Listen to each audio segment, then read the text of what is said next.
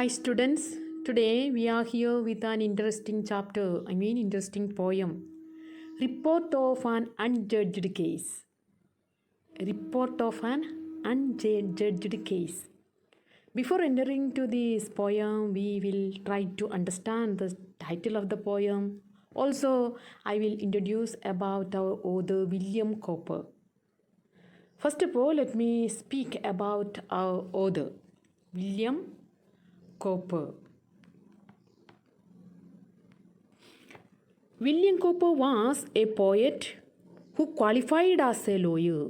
His legal career was interrupted by an attack of madness. When he recovered his mental health, he retired to the country where he lived a quiet life.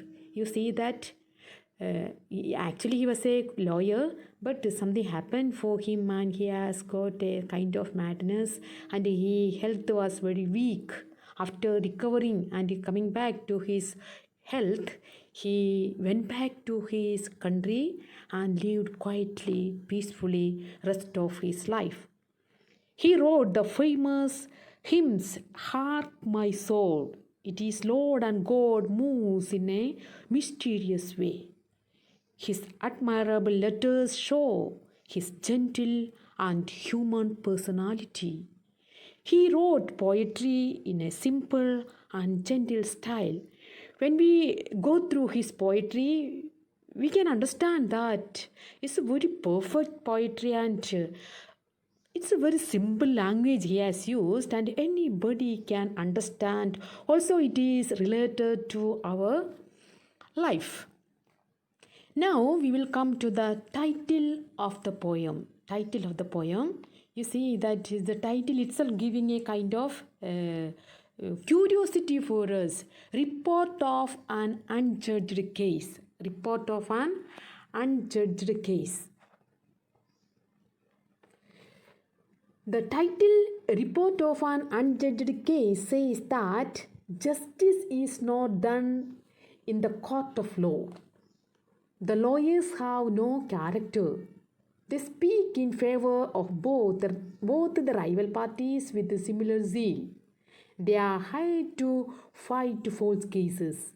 They do not feel shy even if they lose cases.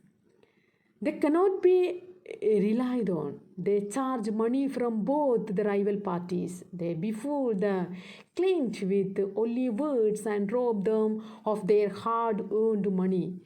They give vague argument. The judge also give random justice. You see that these lawyers, they are only arguing and fighting for the money which they have hardly earned.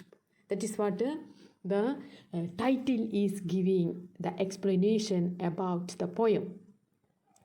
Now we will be coming to the language which he has used. Here in this poem, Cowper has used the language and background of the cartoon. He decides to provide humorous effects in this poem. We can understand that the humorous effects which he has given in this poem. The nose and the eyes are the rival parties. Here you see that how this nose and eyes correlated. Here they are both rival parties. A strange dispute arose between them. It's very funny chap, no? A strange dispute between nose and eyes. Both of them claimed their soul right over the spectacles. You see that this nose is telling that only because of me this spectacle is being and for me, and eyes is telling that it is for me. Here the tongue acted like a lawyer. The talented ear sat like the chief baron or balanced the law. He used words, phrases like the point in dispute, argued the case on behalf of your lordship, etc. You see, children, here you know that there are four main characters are there in this poem. They are eyes, nose, tongue, and ear. Here, eyes and nose, in between them, all the quarrel is coming out. and the tongue is being as a lawyer, and the ear is balancing the problem. Now I will read the poem. Let me read the poem, and you have to listen carefully. Let you, if it is possible, you open your textbook and sit with the book and go through the line. I will read the poem. After that, I will give the short explanation of the poem. Between nose and eyes a strange contest arose. The spectacle set them unhappily wrong. The point in dispute was, as all the world knows, to which the said spectacles ought to belong. So Tongue was the lawyer and argued the cause with a great deal of skill and a wig full of learning, while Chief Barden ears hard to balance the law, so firm for his talent in nicely discerning.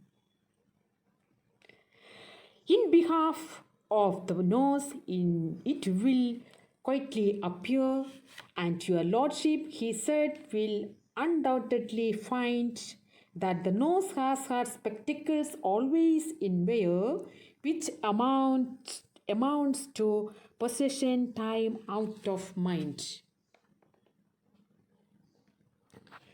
Then, holding the spectacles up to the court, your lordship observes they are made with a straddle as wide as the bridge of the nose is, in short, designed to sit close to it just like a saddle.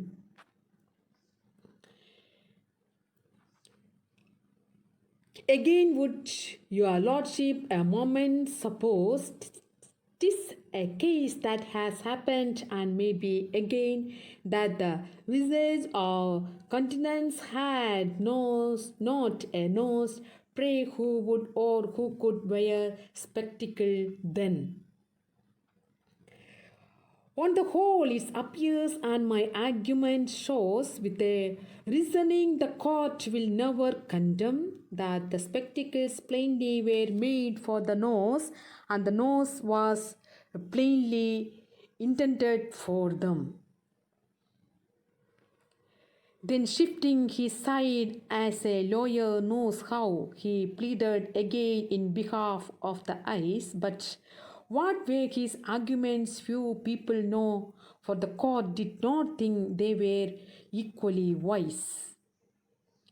So his lordship decreed with a grave solemn tongue, decisive and clear, without on if or but, that whenever the nose put his spectacles on by daylight or candlelight,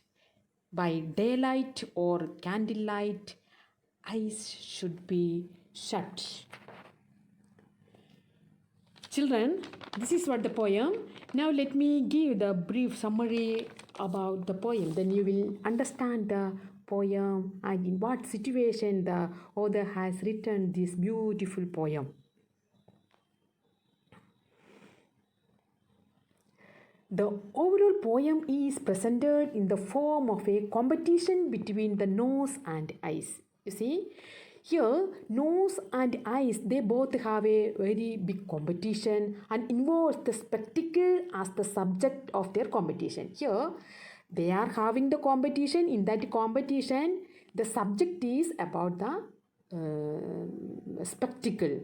The eyes and the nose both presented their claims upon the pair of spectacles and wanted to affirm to the fact that the pair of spectacles belong to them. The nose is telling that the spectacle is belong to me, but eyes is telling that spectacle belong to me. The nose is arguing that without me, spectacle cannot be kept there on your face and you cannot see. And eyes is telling that it is only for me. For me, I am using this spectacle. In this juncture, a lawyer intervened who tried to solve this dispute by explaining who had better claim over the pair of spectacle. Here, Next person is coming, character is coming, it's a tongue as a lawyer, and he's telling that, let me explain that the spectacle is belong to whom, either nose or eyes. The nose had been accustomed to this for a very long time, and it had gone accustomed with the spectacle too. Further, he stayed the pair of spectacles unless if one does not have a nose.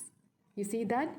If one person he doesn't have a nose, the spectacle is no more there on his face, because it is not, we will not be able to fix the spectacle on your eyes without nose. On the other hand, the tongue was fertile in supporting the eyes also. Hence, one should shut off their eyes whenever one wears a pair of spectacle on their nose.